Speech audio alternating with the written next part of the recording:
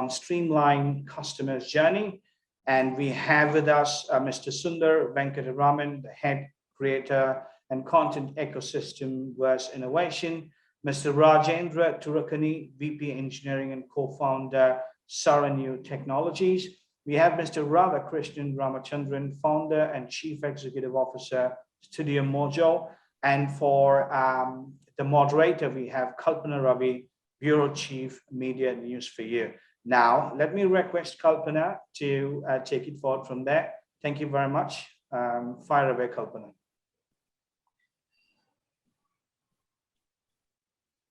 All of you all online, hoping for the day that we all get to meet personally and make this conference a little more personal.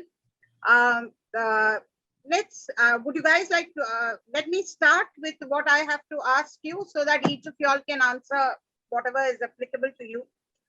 Here today, we're talking about customer onboarding and how to, keep your customers together and the loyalty factor.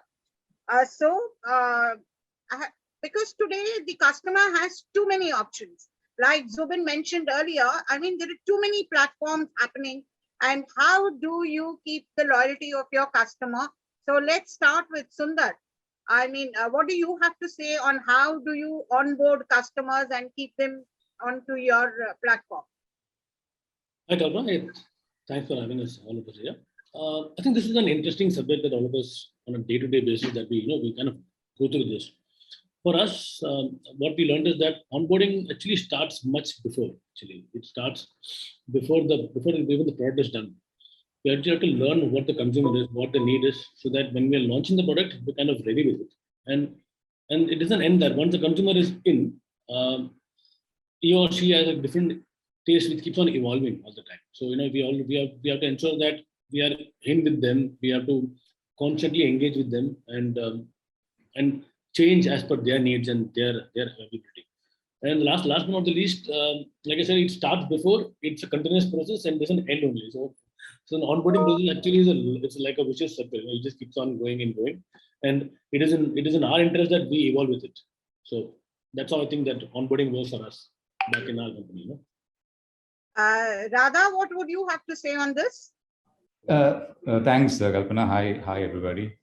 See, the fact is that we operate in a language like Malayalam, which is a regional language. One thing which is in our favor is that, unfortunately, the biggies, the Netflix and Amazons of the world, are not focusing much on many of these regional languages. Of course, they are betting big on movies, but when it comes to original programming, I don't see too many of these, either the network players or these large OTT platforms betting big on the regional language. So that's where we started off the journey. There is a big space.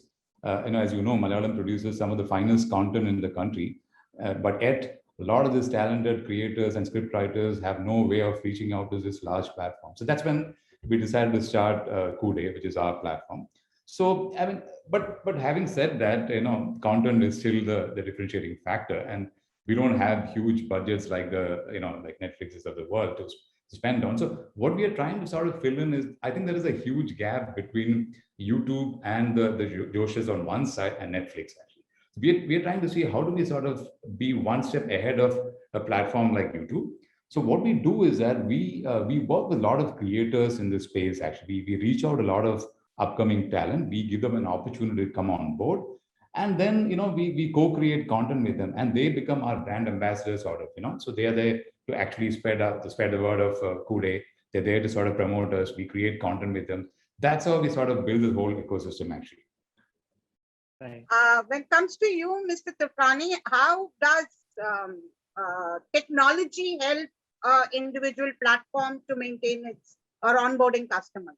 Right. Yeah, definitely. Hi, Kalpana. Hello, everyone. So yeah, as I come from the platform background, yeah, I would like to share a couple of things here. So because we worked with multiple customers, and we have enabled them to identify ways that work for them and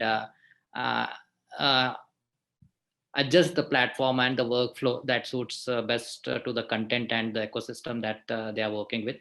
Say, for example, now the onboarding wise, definitely each of the end user wants his own way of doing things because he is comfortable with Facebook login, Google login, or Slack, or whatever it is. So he wants it to be quite easy for him. But there are challenges on the platform, and when we do all of this, we also have to consolidate and give a user a holistic view.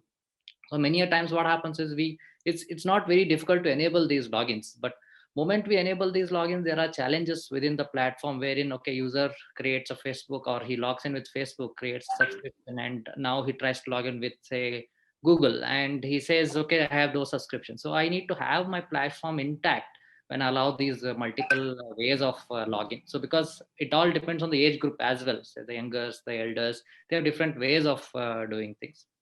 And also, as there are various other mechanisms that needs to be developed as we go. As Sundar mentioned, it's a continuous journey. So that means we have to evolve ourselves, and one way to evolve is to measure it. So for example, as I implement certain new ways, certain new things, and different workflows as they suit my content and my users, I need to measure them as well. Like, say, for example, here I'm seeing the drops.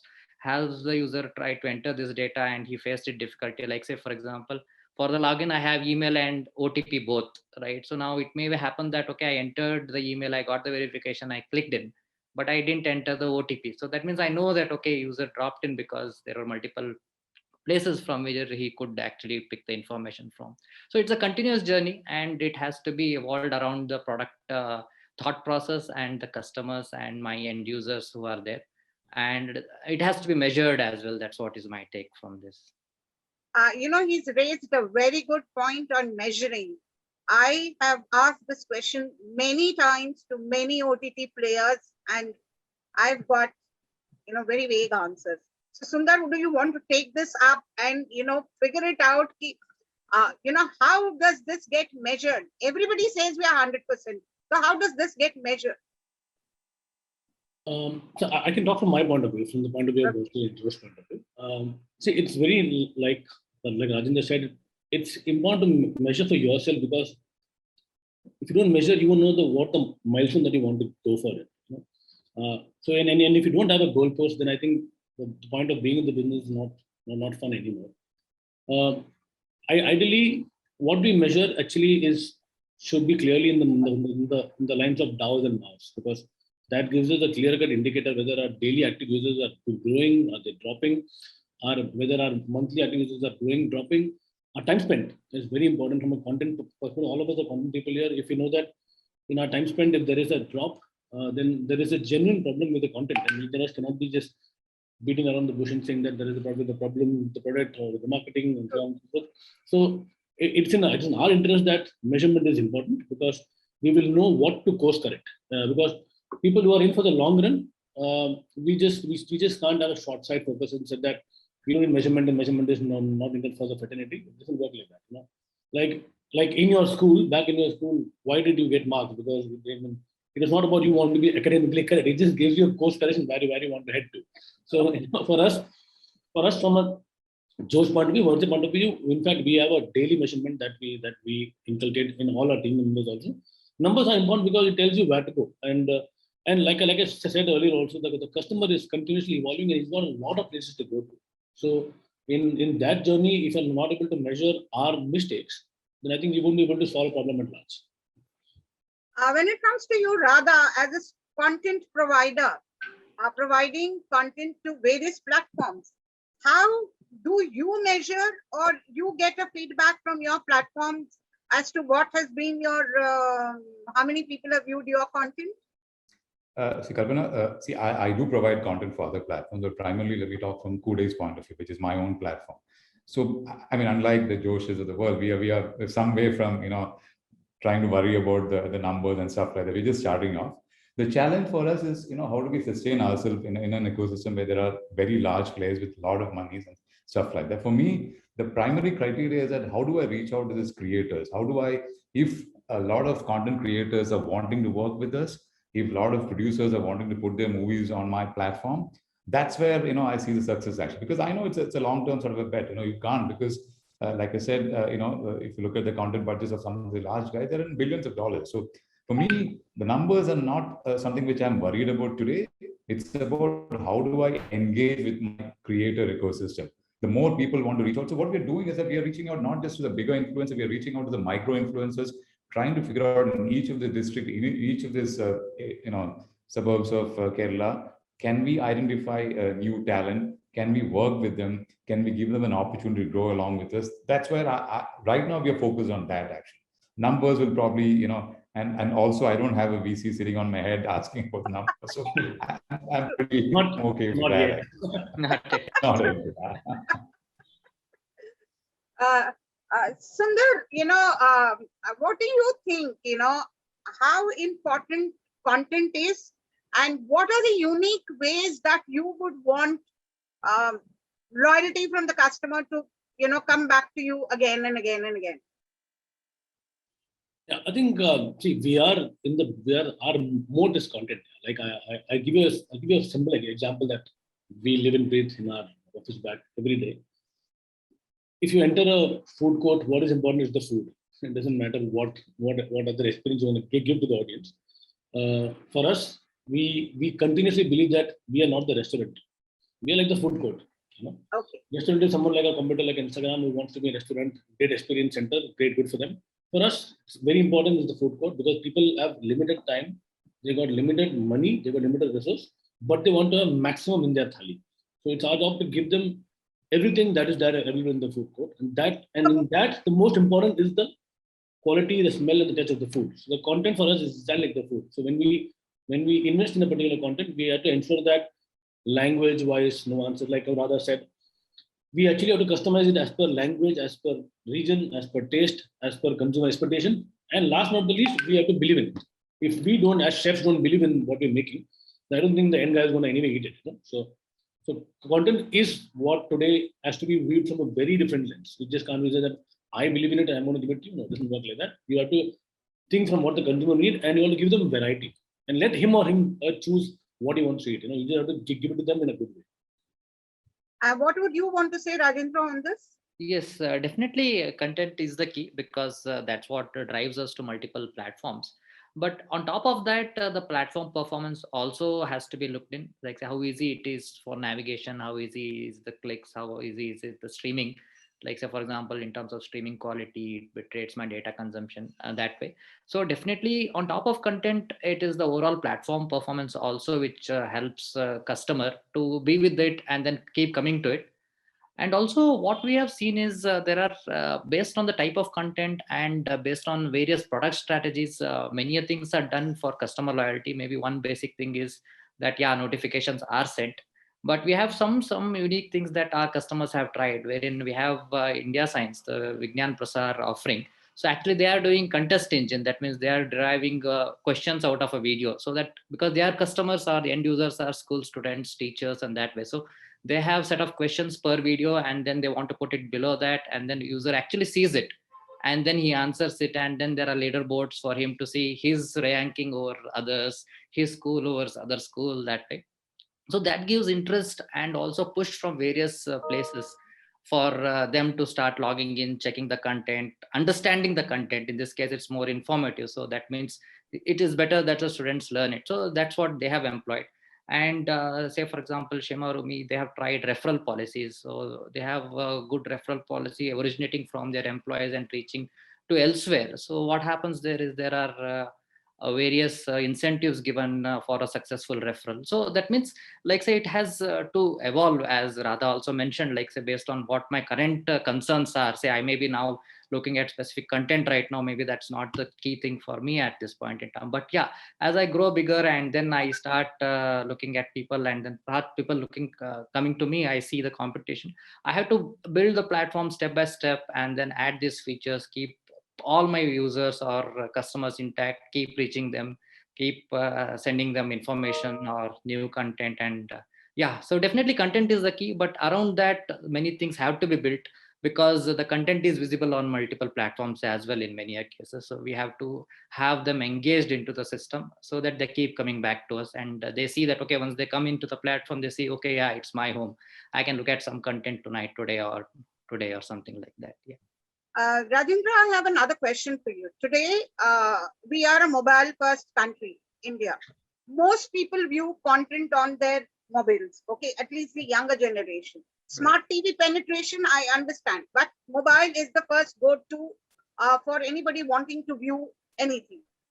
On the technology front, today there are many OTT platforms still grappling with the technology issue, that I still Right. have it going round and round. How, as a technology provider, what is your answer for where there is low penetration of Wi-Fi and, I get a seamless streaming on my device? Sure, sure. Yeah, definitely. I could answer a bit on this. So as we started in 2010, so where OTT was just upcoming, so we had challenges with low-end devices, 2G phones and others, the Nokias and the other ones, wherein we used to work with multiple protocols which no longer exist, so that we provide streaming solutions to end users who consume content on those devices. So that's how our journey began. So we used to travel on bike and look at video streaming quality as well. So that's how we started. So there are various avenues in terms of how should I go about dealing with this concern, or addressing this concern, rather I should say, because it has to be right from how the content gets created and ingested into the platform. Like, so we have tried multiple things. So there are definitely platforms which provide some benefits or some use cases using which we can reduce the bit rates. So for example, one of the primary thing of video streaming quality is the bit rate at which the video is provided. So now if I have control over my bit rate, so lower the bit rate, better it plays, but that has concerns on the quality. So they're all together. Like, say, if I want to have the best quality, I need the best bit rate, I need to have the best internet. So now what we have tried in a couple of cases is that definitely there are AI ML based algorithms and systems wherein they do content based encoding. So that means the content requires lower bitrate. I can program that and I reduce it, and accordingly it adjusts based on what the content needs. Also, there could be various strategies also, because on a TV I may not want to give a lower end profiles, while I want on the TV I want to give a higher end profiles. And also for the same profile I can have multiple bit rates catering to different devices. Like, say, one thing I could think of is I have a network detection mechanism in which I identify the network is low. So now when the network is low, I need not stream a 720p at 1.5 Mbps, or say 470p at say 800 kbps. So I can have the same resolution but reduced bitrate. So user will be able to see the smooth streaming, but yeah, in terms of quality, there may be a lack in terms of quality, but still I may be able to do it. So I can have multiple sets of my the segment sizes, like, say, for example, my various adaptive sets, and then accordingly provide to my end user based on his needs or his network conditions at that time. Sundar, do you want to comment on this? Yeah, so at Josh, in fact, we have a deeper study for this one. We actually customize the app based on the device and the connectivity that the person is there in the particular area. So the device, we actually know what the device is. So we kind of understand that what is the device size, what the device memory is, what the device, like you said, like Rajan said, it's a Symbian, it's an Android, what version of the Android. So we actually have Josh Lite, we got Josh Ultra Lite, where we try and cut out features of the app which actually tend to make the phone very heavy. Our end job is for us is to ensure that we let people create a lot of content. So we ensure that we even customize the camera end. Like we give them basic filters. We actually cut out even the camera. We actually ensure that the lighting is predominantly front light and back light, and not just not like total light and condition. And even the microphone is also enabled in such a that got 3 meter radius. So our app actually gets customized even down there. So today it's important that you can't build in one size fits all. It's not going to happen, and that's the wrong way to do it, because the end consumer actually is evolving with this device and the connection to it. So I think for another years to come, we will have to focus with connectivity and device, and that's the combination to go with. Radha, I mean, do you follow a Bible when you're doing something for Netflix, when you're doing something for Amazon, when it comes to technology? See, I don't know how many of you know. So we had launched India's first OTT platform way back in 2011 called iStream. Unfortunately, it's an unfulfilled dream. So, we were probably very ahead of the time, actually. So from there today, its technology has evolved a lot, and we are operating in a market where penetration is pretty high, which is a Kerala market. So, and I mean, I'm not particularly worried about, and we bet on back in a player like Brightco. So technology is taken care of, but I'd like to look at the fact that it's a mobile first sort of a game in a different way from a content point of view. So I tell my content team, see, 90% of viewing is happening on mobile phones. So I think when it comes to cost of production, it matters. If a lot of these guys are watching on mobile, you don't have to necessarily spend crores of rupees on creating content. I mean, at least for a smaller player like us, it is a script. It's a concept which matters a lot. It doesn't necessarily, always critical that you have to shoot with the most high-end camera and stuff like that. If you look at most of the well appreciated videos are shot on iPhone or mobile phone. So I tell my team, it's an opportunity. We are an upcoming player. It's an opportunity to create interesting content, not worry too much about the cost, because cost is a very critical factor for a player like us. So it gives me an opportunity that it is a mobile first game as far as India is concerned. So I mean, I'm looking from that angle. Yes, technology is a critical thing. We've not we've taken it very seriously. Like I said, we went with someone like a Brightco, so no concerns on that front. But I think to talk about immersive technologies, 5Gs and stuff like it, and that's in the future. So I wouldn't worry too much about that at this point of time. Sundar, what do you think today? What is the customer looking at? Is he looking at with a plethora of OTT platforms and regional rising more than anything else today? Though the big players are equally with all regional content. What is the customer looking at? Is he looking at a lower subscription rate, or is he looking at what is the content the platform is giving? I think it's a combination of two. So it's never one. But when I speak from the content point of view, see, it's very important that anybody and everybody wants to become regional, has to actually act regional. So today at Josh, because our parent company is Daily Hunt, which is 22 languages, and we have been doing the roast for a very long time. We understand what regional means. We are actually the ones who are taught by the word called Bharat. And when we say Bharat, even right from how our team members behave till how our content behaves, very Bharat. So when we say Bharat, we have to be globally local. You can't be just local and say that I want to care a damn about the guy sitting in Bombay or the urban guy because he's not local to me.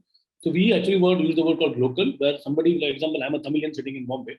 I equally read and write Tamil, and I watch a lot of Tamil content. But I should not be ignored when it comes to content delivered in south of India, because I'm also equally part of it. Today, we have a lot of fun. Always when there is a Mumbai CSK match happening, I support CSK till today. So I don't support Mumbai. So, but when I watch content on my app, I ensure that I'm watching a lot of Tamil content, and I watch Malayalam content, I watch Punjabi content. But but I still will not let go of my urban nature, because that's the upbringing that I have, and I should be included in that part. So what we're trying to say is that in Bharat, do not exclude anybody. Let people be part of the soul. Let the content have the soul of the particular soil, but don't exclude anybody saying that he or she is not a fit of it. In fact, try and make sure that the content enables people to come and be a part of it. That's one. And like you said, the second bit, how do we do this is because that you have to do not just content, even your tech today, the way your people read and write, even your simple like your banner ads or your text or notification has to get customized to the particular region or the particular taste. It's just no more about we got a communication and there's somebody sitting in an urban center that writes one letter copy and says, now push it out. It doesn't work like that. You have to ensure that you have to go right down there. Like Radha would support me that a Malayalam notification would actually be different from a Tamil notification. They both don't work together. Sometimes they're so different that we have to customize to the more to the audiences. Oh, okay. Radha, you want to comment on this? Kalpana, I don't know. I do watch a lot of Malayalam content. I don't know whether you know this. Malayalam has probably the highest number of OTT platforms in the country. Right. Almost like 20 platforms. But that's because people think we are just replacing movie theaters. OTT is probably the most commonly used word in Malayalam today. There is major fights between producers on one side, theater owners, and everybody's. So we don't believe in that. OTT is not equivalent to movies alone. I mean, that's a game of big guys where they spend hundreds of crores acquiring movie rights. We are not in the business at all. I mean, we can't afford to be in the business actually. So for me, it's about creating interesting genres. Like I said, we have something called Kude Gaming. We have something called Kude Kids. We are looking at creating content which is I mean, movies, it comes to us, we have it, we have old movies and we have movies which are common across multiple platforms. But this whole question about acquiring movie rights for a hefty sum is not something which you're looking at. So which means we have to keep creating interesting genres of content, which, so it's like, it's too early to see. So people ask me, can you identify your customer? It's difficult, it's too early, because there are, I mean, see, I know for sure that all the out of this 20, 18, 19 will not survive, because if their definition of OTT is equal to movies, the moment theaters open, there are lesser chance of movies wanting to get into OTTs and stuff like that. I mean, it doesn't work that way actually. So you have to really have a content strategy beyond movies. I mean, at least that's what I believe in. So that's why we are looking at things where how do we create multiple genres, get different types of audiences and see what sticks in the long run actually. So we have a subscription model also, which is sort of, you can package it actually. So if somebody is only interested in gaming, you could just subscribe to that. Or somebody is interested in Rajendra, too early. Yeah, Sorry? Go ahead. Radha, go That's ahead. what I'm saying. See, purely a subscription-based model is something which is very difficult, because people have a lot of choice and stuff. You really have to be sort of, playing around with what the customer is looking at, identify new audiences and stuff like that, and make it a very sort of interactive community. That's what we are trying to look at actually, because it's a question about how do you survive in the long run. It's not a race. It's not a typical business model where you have equivalent partners. You're competing with really big players out there. So you really have to sort of differentiate yourself. And I mean, that's what we are trying to do. Sundar, there are a lot of, other than the big players, there are a lot of Tamil smaller OTT players in the market, like Radha says, in the Malayalam market. Are they more loyal to what is the local flavor OTT players, or the Tamil audience is also looking into Amazon, Netflix, Prime, and Hotstar? So I can give you an example of not just Tamil, like languages like Bengali, for example. One must look at what SVF has done with Hoichoi as a thing. Yes. You look at their content; it is so true. But again, it appeals to the global Indian or the global audiences also. So they managed to keep the local content intact, but have never let go of the vision of becoming global. That's what happened today with Netflix. They a lot of the other big guys, they came in with a lot of vision called, let's bring in global content in India and let's go regional. But I mean, India is, all of us are very global outlook. I mean, none of us get stopped by watching any form of content. So I think gone are the days where the regional guy only enjoys Rajinikanth movies and doesn't want to watch Squid Game. It doesn't exist anymore.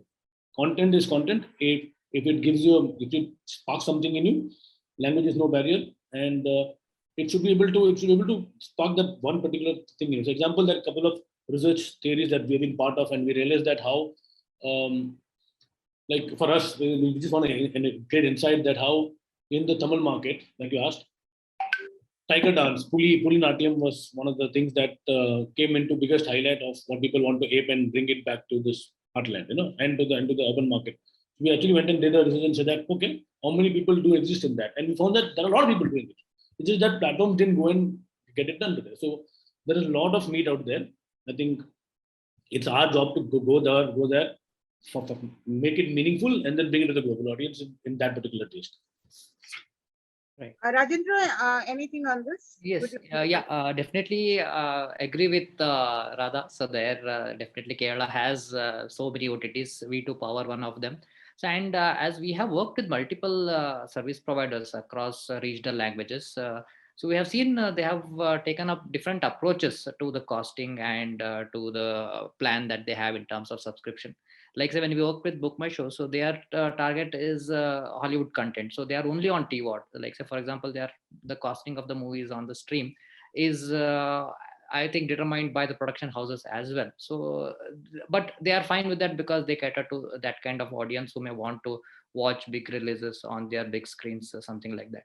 But while we have worked with many other regional OTT players like Mainstream or Tarang Plus or Oho, anybody of them. So what happens there is they have tried yearly models, they have tried monthly models, they have tried variations with respect to their pricing. So it is like not that, okay, there's a fixed price that would definitely click for them, but it would be, we should try coupons or engagement platforms or anything like that. So they've tried various things based on the content and ecosystem that they are dealing with, and then arrive at something after, say, 6 months or something like, because Tarang Plus, when they launched, it was only a yearly subscription that they allowed. So slowly after that, they got feedback from the customers, then only they started a monthly subscription.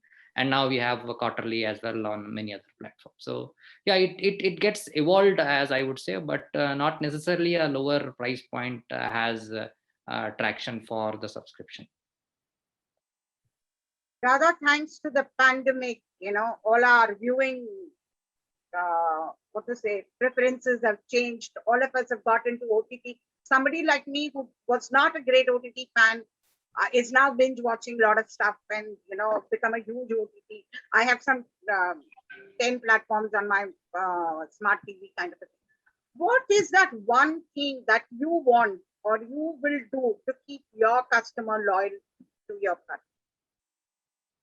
That's a difficult question. Like I said, people do have a lot of choices and stuff like that. So within our limits, within the budgets we have, how do we sort of carve out interesting content? See, content, it's a very cliched sort of a statement, but content is a primary differentiator. There's nothing beyond that. I mean, so how do we sort of keep discovering new ideas? How do we work with young talent? See, I only wish that some of the large platforms could give opportunities to more newcomers and stuff like that, which is something which I have a problem with, because if you look at I've been talking about Malayalam movies. If you look at, they are the best. Everybody is accepting they are the best today. But if you look at the movies also, almost 99% of these movies are directed by first-time directors who probably first-time scriptwriters and stuff like that. But when it comes to some of these platforms, I don't see that happening. I don't see a lot of this talent getting opportunities. It is, I shouldn't be saying this, but it's getting a little cartelized. So and there is a cartelization happening and stuff like that. So that shouldn't be the case. I want to give opportunity to a lot of newcomers. Maybe that is I can't afford to work with large production houses. But even otherwise, I think it has to be more democratic. You have to give opportunities, more talent. That's when, see, what we are trying to do is that how do we sort of, there is YouTube, which is a huge platform actually, but it is not, it's not a media company. It's just a platform where you put a lot of content, and discovery is a problem. So how do we sort of enhance, how do we become a mini sort of a YouTube in a particular language? That's what we are trying to do. There is so much of talent, just a question of guiding them and giving them an opportunity, giving them a leg up, creating better content. And I think it should work. That's what we are hoping that, with this, innate talent which is available in our language, we should be able to sort of create interesting content, compelling content that will sort of keep the audiences hooked. I'm hoping that there is a place for a smaller player like Huday. Netflix and Amazon are still there, but as long as they're not focusing much on regional languages, I think we have a role to play, and I think that's where we are going to be. This is what, when the larger platforms came into India, they came into India with the promise that, they will look at newer talent. But today, I'm sorry, I'm in the media, but I shouldn't say that, but I am saying this, that when I walk into Netflix to look into regional content other than Hindi, I'm very disappointed. And you have the biggest names doing shows for you or a film for you, but it leaves me very disappointed. Latest offerings, even Tamil offerings, I look and say, sorry, the whole premise is wrong. You are saying some city and you have shot in another city, thinking that nobody in Tamil Nadu would know the difference between Madurai and Chettinad kind of a situation. And but a lot of these platforms even said that they would give rise to newer talent, which we are not seeing. Sundar, your comments on this? Do the larger platforms really need to? Because when it comes to stories and in the regional space, I think there is nothing better than India. I can just sum it up in a very quick logic. This is when McDonald's entered India, they believed that what menu they had for them was bang on. And what today they sell is paneer, and today they sell is absolutely patties, kind of veg kind of thing. That's what works in India. We Indians are very proud of what we have, and it's the time that these guys give us what we like, instead of trying to shove it down what they think is correct content. But I think it's going to change. There's no way that any of the biggies can eventually set the menu and say this is what content is. It's not going to happen. It happened to McDonald's. It happened to Subway. It will happen to all the bigger OTTs. This is a matter of time. This is just my comment today. And once they realize the power of what regional content, like you said, the regional nuances of content is, they will have to change not just the narrative, but I would say when Rajendra agrees that they'll have to change the way they want to serve it to us. The algorithm has to change. The algo has to change. The AI has to change. The ML has to change. And it's the time that they put actually money in getting the talent and the algo and ML to change as per our needs and not what they think is right. Radha, you want to comment on this? Like I said, I completely agree with you, Kalpana. I've seen it firsthand. I mean, Kuda is not the only thing which I do. I work with a lot of platforms trying to pitch ideas to them and stuff like that. I mean, it is fine that, you need some big names because India is celebrity obsessed. You need to have, some percentage of such content, but it can't be like, it can't be one-sided actually, because, if you look at how some of these platforms operate globally, they have a different model actually. You see a lot of this interesting content or supposedly world famous shows and stuff like that have been directed by not the biggest of studios or the biggest of directors and stuff like that. And see, talent will finally emerge. Over a period of time, people will, like Sundar said, people will understand. See, people who have not directed a good movie in their life, if they come to sort of dominate the production scenario, I mean, it's a politically incorrect statement to make, but that's what it happens to the content quality also. So I only hope that people realize it as quickly as possible and give opportunities to. See, I understand. There are standards of production which some of these guys adhere to. Perfectly fine, but that doesn't mean that it is all. It has to be equated with only some names. It doesn't work like that because history proves, our movies prove that the best of the movies have come from. A lot of them have come from first-time directors or first-time production houses and stuff like that. You can't have a criteria like that. It has to only be produced by large production houses. I mean, for me personally, it's a good opportunity because I can work with a lot of younger directors, first-time scriptwriters who are not getting an opportunity elsewhere, who will come and work with us.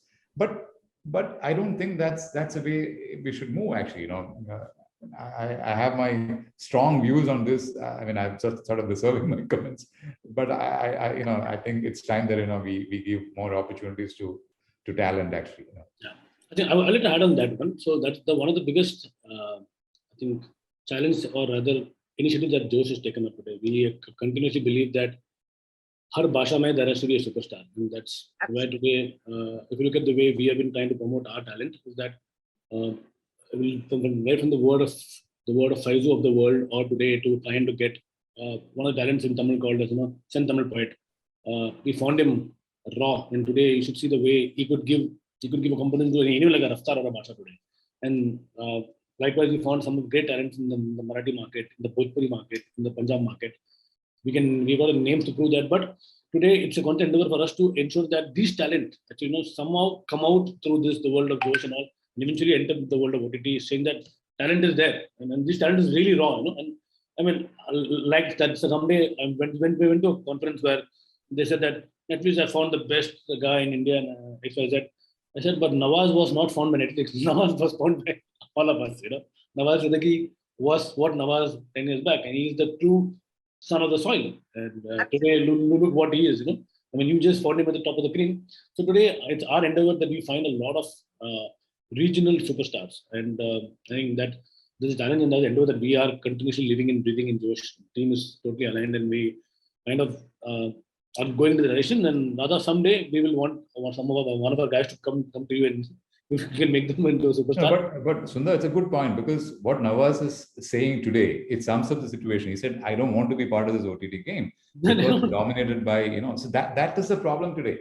I mean, I'm glad that, he's sort of taken a stance like that, saying that, this is not the way things should move actually. So, which is a good thing. I mean, my apologies to interrupt.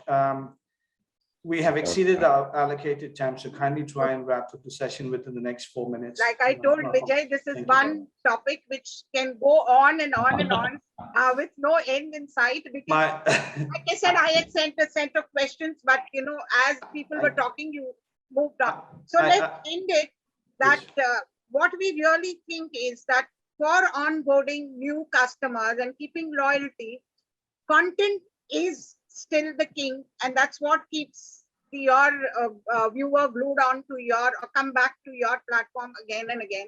Yes, technology plays a very important part in seamless streaming because, you know, as a mobile first country, we want people want a seamless streaming so that, you know, there's no buffering happening on and again, which, you know, you lose customers on the point. So thank you all of y'all for participating.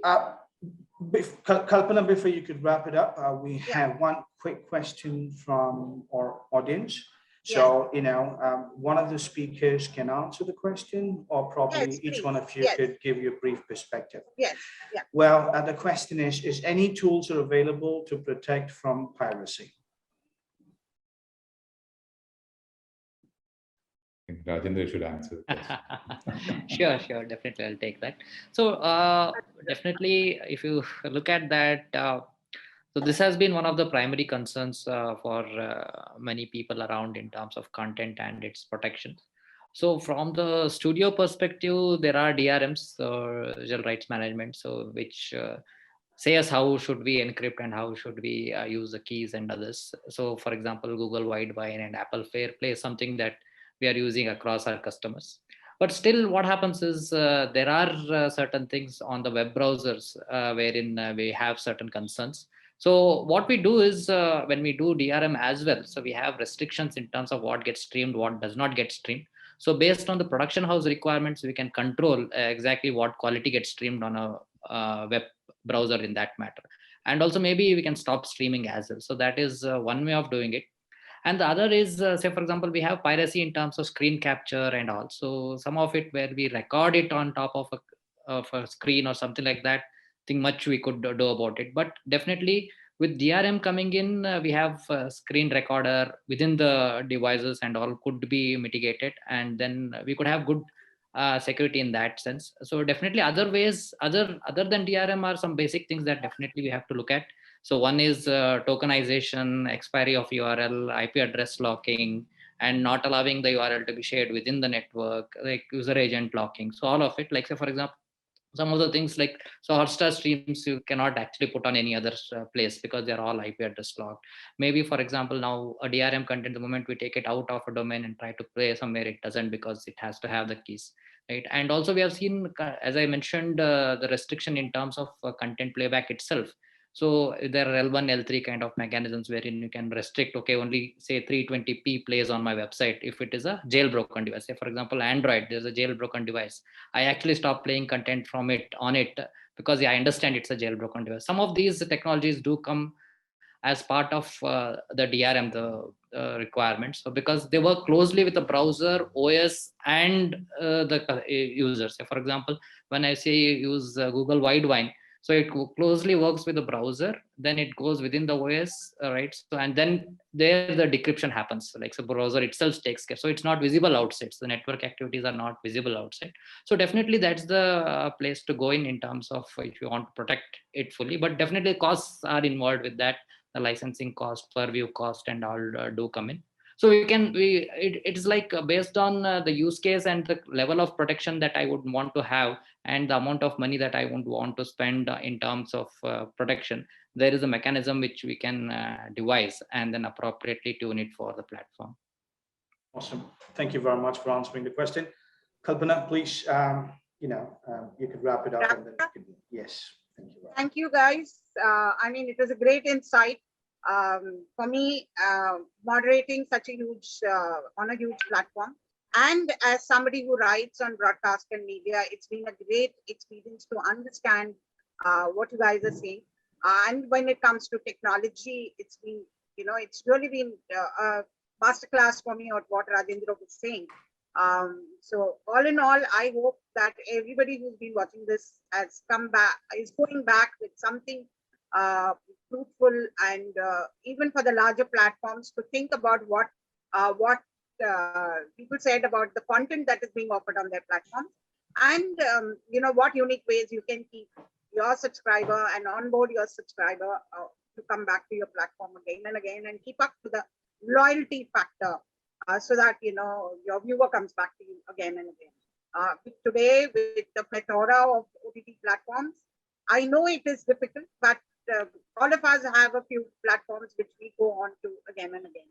So I really think that it's been a great experience and a great insight into how customer onboarding can. Thank you, Awesome. Walter, for giving me this opportunity. Absolutely. Thank you, guys. Thank you so very much for Thank the you. Thank panelists. you all. Great meeting all of you. I hope Kalpana will keep writing about the fact that we need more talent to come up in this live platforms. Yeah. I'm going to reach out to you for regional content. I'm doing a story on regional content. I'm going to reach out to you for that. Yes, anytime. We also love to jump in. Awesome. Absolutely, because Let's stay the in touch. right. Let's stay in touch. Awesome. All right. Yeah. And Thank you so Vijay. very much for the panelists you. and the moderator Thank for you. the brilliant session. Lovely Take care, all stuff. of you. Cheers. Yeah. Stay safe. Bye. Thank you, Thank you. Radha. Thanks, Vijay. Thanks, Thank you Kalpana. very much. Thanks, Kalpana. See you then. Bye.